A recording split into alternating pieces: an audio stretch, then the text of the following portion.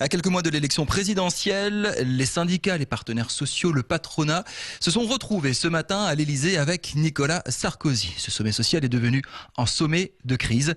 Objectif, trouver les moyens pour garantir la compétitivité et refaire démarrer l'entreprise France. Nous sommes à ABCDE Strasbourg, une association dédiée à l'aide, au soutien envers les chômeurs. Bonjour Marc Desplat.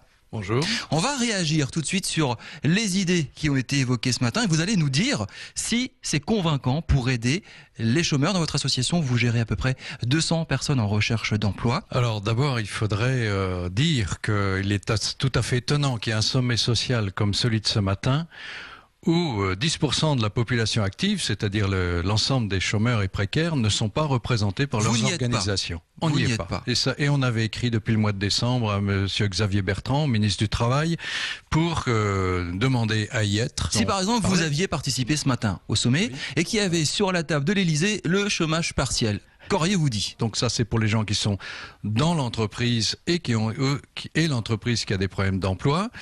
C'est pour préserver le chômage partiel, c'est pour préserver, éviter des licenciements. C'est-à-dire qu'on puisse prévoir que derrière il y aura une reprise d'emploi, ce qui n'est de moins en moins évident. C'est plus la crise de 2009, c'est à ce moment-là qu'il fallait le faire. Donc l'idée est bonne, mais c'est trop tard pour résumer. Voilà, exactement. L'idée est bonne, mais c'est un peu trop tard. C'était avant qu'il fallait le faire. Qu'est-ce que vous auriez voulu entendre à ce sommet pour aider les personnes que vous représentez, les chômeurs? Il y en a 112 000 dans la région, en gros. Oui, tout à fait.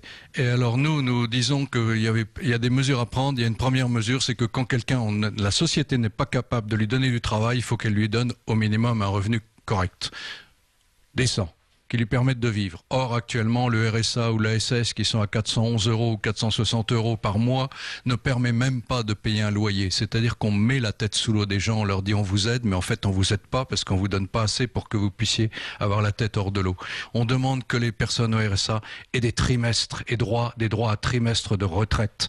On demande la création de 400 000 emplois qui seraient équivalents des emplois jeunes, mais même pas forcément que pour les jeunes, mais pour débloquer, pour permettre un peu que les personnes rentrent dans l'emploi, voilà, qu'on relance des dispositifs de ce type de contrats aidés, mais de contrats aidés à plus long terme, pas seulement des contrats de 6 mois. L'une des pistes de réflexion qui peut être intéressante, c'est la fameuse formation des chômeurs. En France, les chômeurs, surtout les chômeurs de longue durée, seraient très mal formés. Beaucoup de gens ont du mal à se reconvertir, par exemple.